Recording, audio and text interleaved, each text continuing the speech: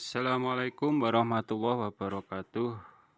Bismillah, alhamdulillah, wa syukuri nikmatillah, la haula wa la quwata illa billahil aliyul azim. Ma'rifat dan nikmat dalam diri. Nikmatnya peraba dan kulit seluruh anggota badan dapat merasakan kasar dan halusnya semua benda. 4 nikmat yang ada pada telinga. Telinga dapat mengetahui suara dari 4 arah, depan, belakang, kiri, dan kanan. 4 nikmat yang ada pada hidung. Hidung dapat mencium benda gas dari 4 arah. Benda gas seperti wangi, basin, dan bau-bauan yang tidak sedap, dan lain-lain. 3 nikmat yang ada pada mata. Mata dapat melihat 3 arah, depan, kiri, dan kanan. Yang diketahui mata adalah semua warna, putih, hijau, kuning, dan lain-lain. Mulut atau lidah dapat merasakan manis, pahit, asam, asin, dan lain-lain. Lidah depan, atas, kiri, dan kanan. Inilah 7 nikmat yang Allah berikan ke 5 indera manusia. Syukuri semua itu dalam 1 hari 5 waktu. Fatihah itu juga dapat disebut surat hamdalah atau syukur.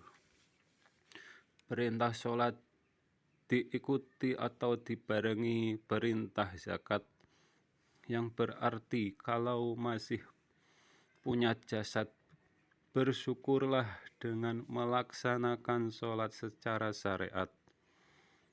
Kalau punya harta, bersedekahlah.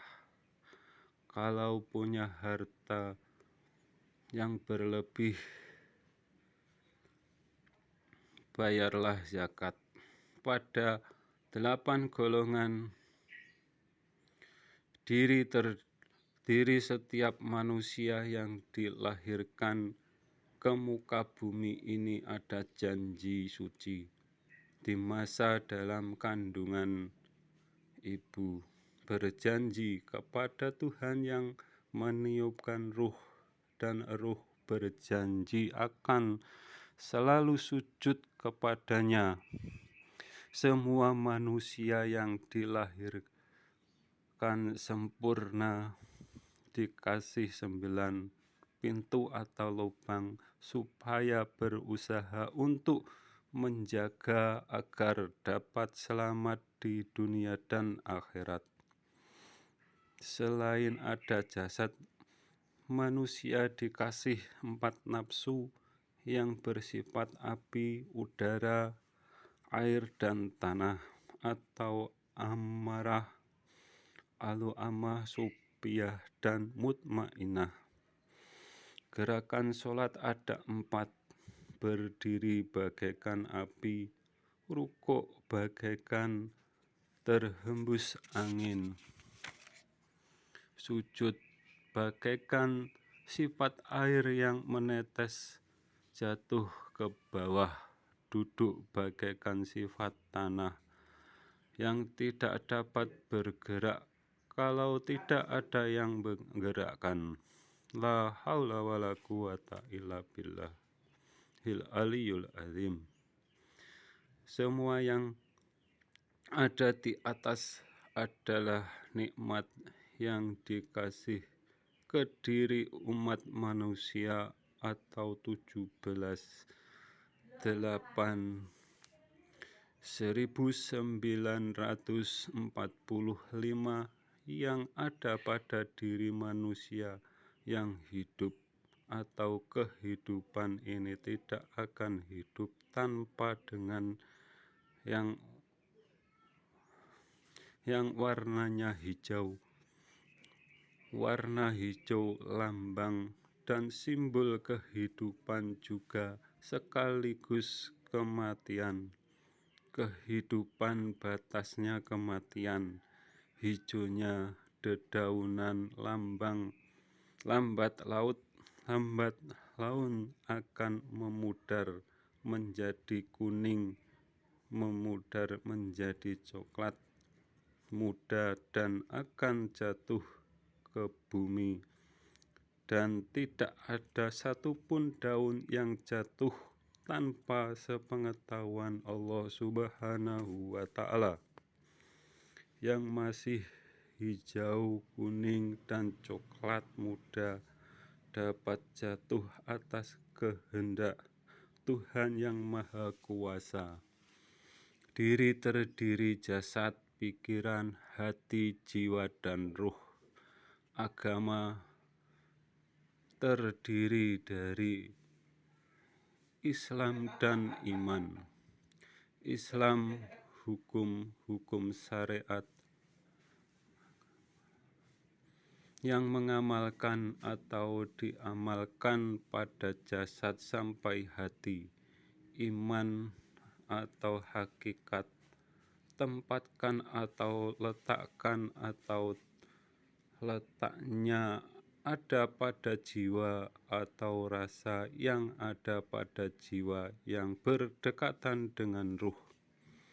Iman jangan diletakkan di pikiran ataupun hati dan akan rentang dengan kemusyrikan hati atau kafirnya diri sendiri. Bila mana dalam pikiran atau hati membayangkan dan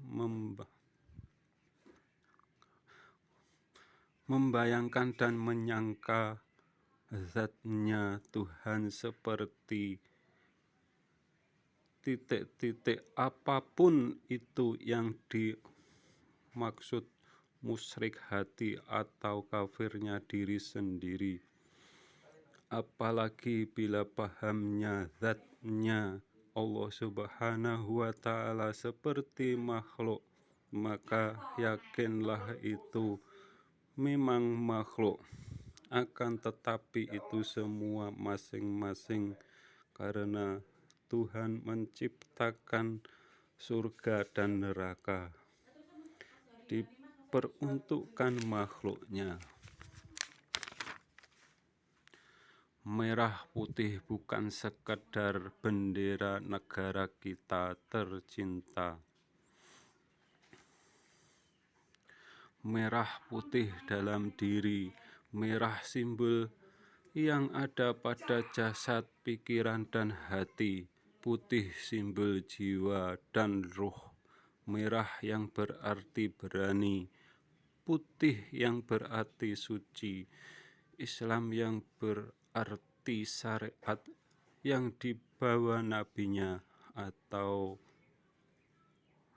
Nabi Muhammad Sallallahu Alaihi Wasallam. Karena kita umat Islam, itulah dari warna merah, sedangkan putih keimanan itu tempatkan di jiwa atau rasa dalam jiwa yang berdekatan dengan ruh. Merah, putih, dan hijau, tiga warna simbol ini yang nantinya akan menyatukan semua keimanan umatnya Nabi Muhammad Sallallahu Alaihi Wasallam. Mungkin juga umat lain yang ada di seluruh dunia.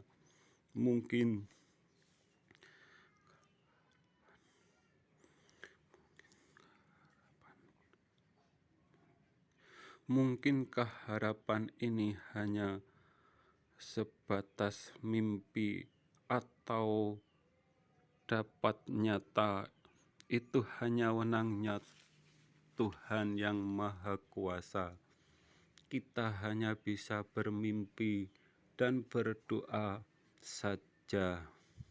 Terkabul atau tidaknya itu hanyalah atas kehendak dan menjadi wewenangnya, dan itu mutlak wenang dan dalam kursinya Tuhan atau sifat wenangnya Allah Subhanahu wa Ta'ala. Wassalam.